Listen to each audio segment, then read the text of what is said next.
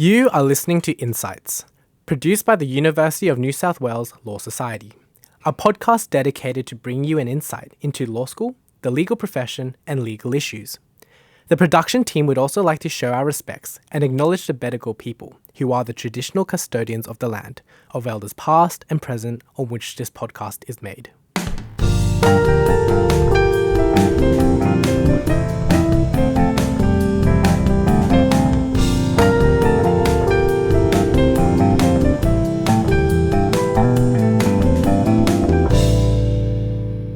This episode is sponsored by Freshfields, Bruckhaus, Deringer, which is a leading global law firm with offices in major cities around the world. Its main practice areas in Hong Kong include dispute resolution, finance, antitrust, corporate, and IP. The firm offers Hong Kong internships in January, June, and July, and participates in law fairs and presentations during the year.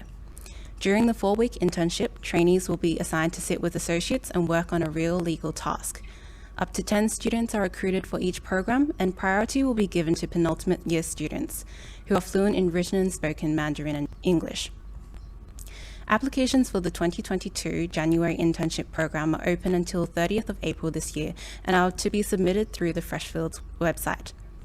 For this episode of the podcast, we have invited someone who has extensive experience working at Freshfields in the area of corporate law, specializing in capital markets, M&A, and private equity.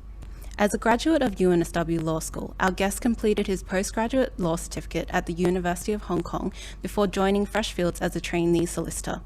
He is now a senior associate of Freshfields, and he joins us virtually from Hong Kong by the wonders of technology. A huge welcome and thank you to Felix Hang for joining us today on our podcast. Hi everyone. Very nice to be here. All right, so just to get to know you on a more personal level, can you tell us a bit about your current interests or hobbies? Interests and hobbies.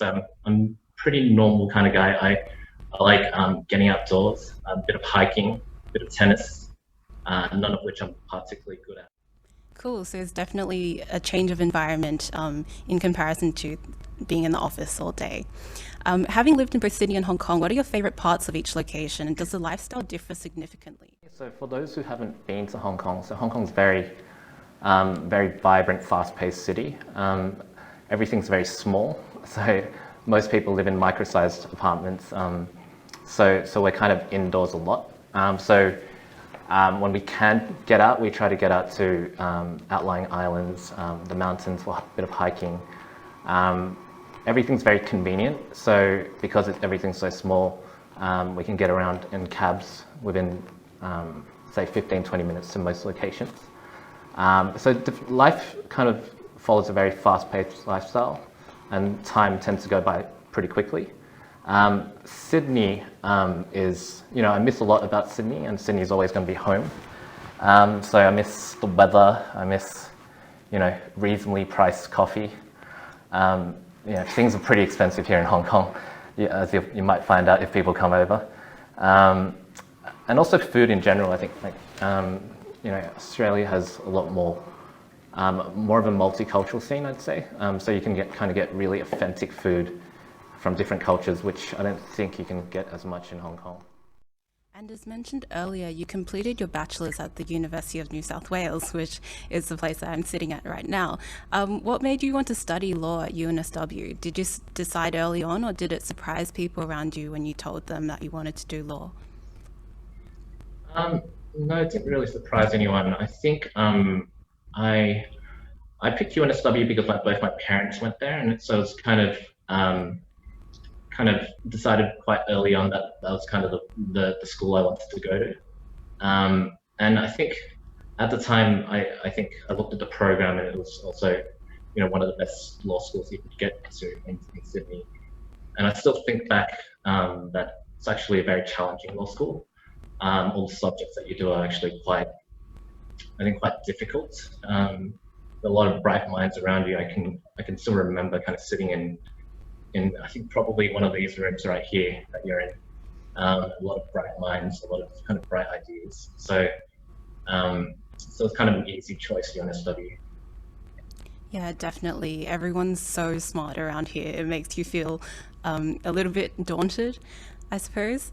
And given that there are so many different pathways within the legal sphere, did you ever imagine that you would be in the position that you are now? No, actually, I think if I was thinking back when I first started law school that I'd be in Hong Kong for almost 10 years, it wasn't really the plan. I thought I'd kind of come here for a few years and then kind of always end up back in Sydney. So it's actually, it's funny how life can kind of take you in different paths, and once you start on one path, you might just really like it.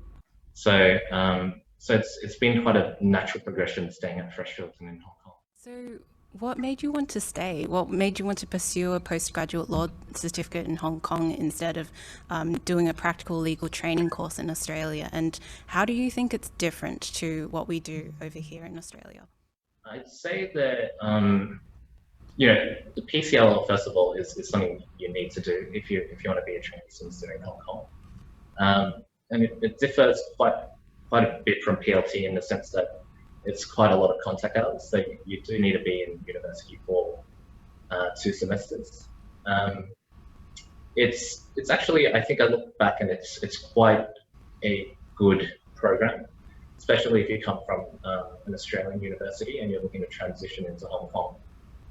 PCLL gives you that initial kind of understanding of Hong Kong law. It kind of eases you into it.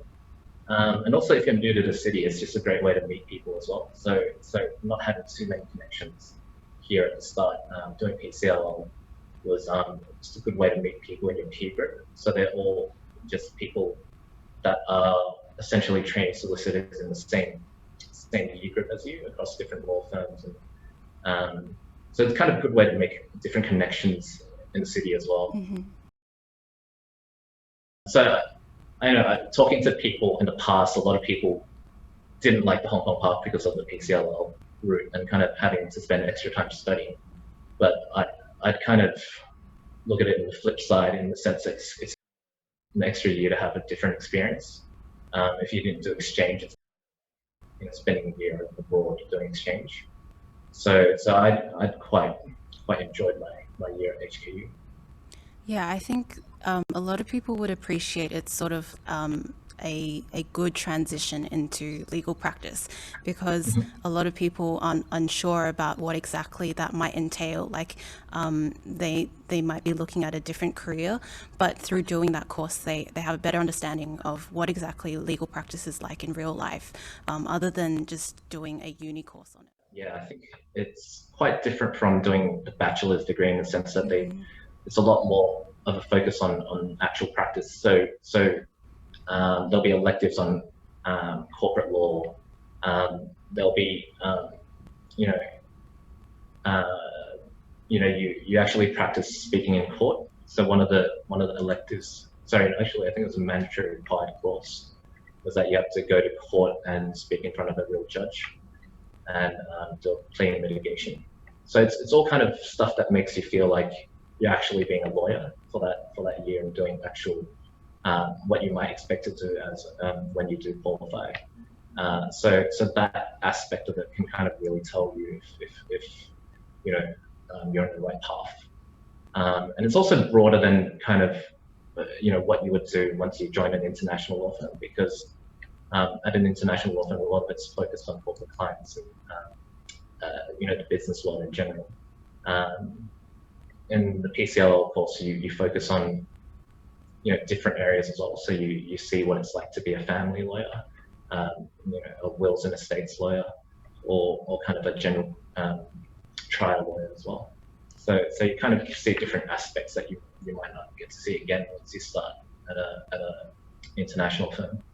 That sounds like a really, really well-rounded education, and also the practical side of it is really beneficial, I'm sure, to everyone who's gone through that path. So as a casual segue into our discussion about your career and Freshfields, do you have a favorite part of the Hong Kong office that you would like to share with our listeners? We are here in Quarry Bay, so that's where our Hong Kong office is. We moved here about 3 years ago and to quite a new building called 1 Island East. We're quite high up. We're on the 55th and 56th floor. So how I'd describe it, it's a very modern upgrade from what we had before. Everyone has standing desks. We have an in-house barista who makes coffee for everyone. It's normally charged on normal days, but on Monday it's free. So it's quite a nice perk to have. We have a wellness room with a massage chair. We even have a little gym as well. So it's quite a nice office and it's quite modern. It sounds like they really care about your well-being, and you can't really remove the lawyer from coffee, their coffee fix.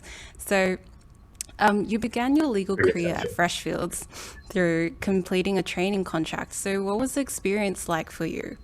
Training contract is, probably one of the kind of quickest parts of my career so far. So it just went by really quickly. So how it's set up is that you rotate across each practice group in the law firm. So you'll get a seat in corporate, you'll get a seat in IP, dispute resolution, perhaps ACT and finance as well. So that's about a year and 3 months of the 2-year training contract, and then 9 months of it you spent in another Freshfields office. So you spend 6 months in London, and then 3 months in either Beijing or Shanghai. And so the idea is you get to kind of build a network with people in different offices and kind of see how things are done in different offices as well. So the secondment aspect of it I thought was quite unique, and it's not something that all law firms would offer. So it was quite a good kind of experience to see that where we're headquartered at, and kind of a big mothership with other trainees in the London office. So that went by pretty quickly, and it's also a good opportunity to do a bit of traveling as well. So in your 6 months in London and 3 months in China, most people take the opportunity to kind of just see different cities across Europe. So it's quite a nice experience overall. I think it's good that you get that rotational through the different cities, and maybe some people might decide that they feel like staying in London. So that really gives them a good, well-rounded view of the different offices that Freshfields has, and maybe they find that one office is more preferable to them because they like the city more. So that seems like a really good traineeship. So as a multinational law firm with offices worldwide, what do you think makes Freshfields stand out amongst the other firms? I think in a way we're quite similar to a lot of other international firms. We have very big clients. We have a long history. We're one of the oldest law firms. But I think what probably sets us apart is probably more the people, and that comes kind of just going in and out of work daily. You see the same people all the time. So kind of having that collegiate atmosphere, having bosses that are understanding of your different commitments and kind of can appreciate the hard work that you do. That's all kind of comes into kind of the Freshfields culture. So I think that aspect of it is something that I thought is made me stay for all this time since my training contract. So I think that's probably something you would have to do an internship to actually appreciate and kind of see for yourself. So on that note, do you have any advice for listeners who want to apply for a role at Freshfields, or anything that you would like to have known when you were in their shoes? Looking back, I'd recommend people to follow their own path and not kind of worry too much about what other people are doing. Because I think back to my time as a student, and I was looking at other people, and a lot of people getting paralegal jobs, and kind of there's a competitive aspect to kind of building out your CV whilst you're a uni student, so you can get these internships. And looking back and sometimes being on the other side of the interview table and looking at CVs, it's sometimes quite refreshing to see people do different things. Whilst they're a student, and do things that they enjoy. And I think it all comes into kind of a broader set of skills that you can bring to when you do become a lawyer. So I wouldn't feel too tunnel vision on those kind of things, and kind of look broader into what interests you and what extracurricular activities that you actually enjoy yourself, and that makes you kind of present yourself in a more unique way. In terms of kind of general applications to Freshfields, there's a lot of the basic stuff. You need to make sure you know your CV. Priscilla, our HR for graduate recruitment, she tells me a lot of people still get their applications wrong. So kind of writing the wrong law firm in their application form and things like that. So it's kind of, if you do have a genuine interest in a law firm, you want to make sure that you've done a bit of research on it, know the background, and make sure your application is polished, and then know kind of in your head why you want to apply for that firm. Yeah, so definitely understanding the reason why they want to apply for that firm in particular, and also what they could bring to the firm as well. And corporate law is such a broad area of work. So for you, why in particular did you focus on mergers and acquisitions, private equity, and corporate finance? Reading in the news about big corporations doing big deals, so that aspect of it always interested me about working at an international law firm. And so corporate is kind of one of the areas where you can kind of almost have a backstage pass on those types of transactions, and kind of see how things are put together, see how, basically reading the newspaper article and kind of knowing all the background behind how that transaction came together. So that aspect of it is quite interesting. And in corporate, you're also kind of running point on most of the issues on a transaction. So you're kind of the focal point for the client, and you need to be able to kind of process information from different specialist lawyers, local counsels, the other side's lawyers, and kind of process that all for your client. So I think that aspect of it's quite challenging, and it's one of the things that made me want to pick corporate. Yeah, and that's because business is so international. That's the main link between all the different countries, that they do business with each other, and of course the companies inside those countries do business with each other. So that's such an important part of our world. And so as a follow-up question, what are some challenges in your field of work? What do you think would be the greatest challenge, actually?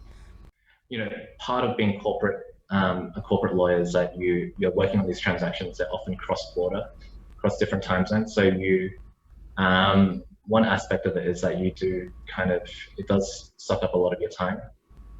So being able to manage your time, manage your personal life, and kind of have some sort of balance in your life, that's one challenge of it. And people find balance in different ways. But I think, in general, as a corporate lawyer, that aspect of it is probably the most challenging, I'd say, because the work is interesting, but it does tend to not fall neatly between 9 to 6. It comes at different times. You need to be able to cater for cross-border time zones. So I think that aspect of it always is challenging, and something people grasp with over time. I think another aspect of it is just kind of similarly to kind of being at UNSW Law School, you're surrounded by a lot of bright people, so you need to be able to be kind of on top of the issues and react pretty quickly. And if you don't prepare well enough, or if you're not thinking through the issues or as well prepared, it's quite easy to be caught off guard and not have a response. So I think that aspect of it kind of is also a big challenge. Yeah. And in relation to the first challenge that you mentioned with the time zones, there's definitely more of that issue, I think, because everything has shifted online. So has a global pandemic actually affected certain areas of your work, and how have they affected that? The global pandemic has definitely changed the way we work. So we always had the technology to do Zoom and video calls, but it was something that wasn't really embraced until the pandemic. So these days, instead of physical meetings, a lot of times we do Zoom. And I think people are kind of generally moving away from that old mode of working where everyone needs to be locked into a big boardroom for hours and hours. So I think technology has played, has really been kind of brought to the forefront due to the pandemic. And another aspect of it is just kind of, we call it Agile Working. So we, these days, a lot of us have gotten used to working from home, and at Freshfields we encourage it. So there is an aspect of, most people have home offices set up so that there's no kind of requirement for you to always be in the office. The work environment, I'm sure, is very different because of that. And so finally, do you see corporate law changing vastly in the next few years? I think corporate law, there's certain aspects of corporate law that don't change too much. I think so the practice of M&A and IPOs, I think at its core is still the same type of work. But obviously there's innovation and the way we do things do change. So for M&A, for example, I think a lot of the due diligence that people used to do required physical contact or physical meetings to get done. A lot of that's brought online. In terms of IPOs, I think in Hong Kong we have what we call printer sessions. So everyone goes into a printer to kind of finalize a prospectus for the IPO. I think hopefully that aspect of it might change in the future, because I think that's still one aspect of it that's quite old school and traditional, to have everyone in one meeting room to finalize a prospectus. I think hopefully in the future that might be brought to a more kind of online way of working. So hopefully that aspect of it will change as well. But I think at its core, the work we do is still quite similar. Thank you so much for your time today, Felix. I'm sure our listeners have a better understanding of not only Freshfields, but the firm's outstanding legal associates, of one which you are a representative. Thank you for listening to InCites by UNSW Law Society. If you enjoyed this episode, please subscribe to our podcast so that you don't miss out on any future episodes.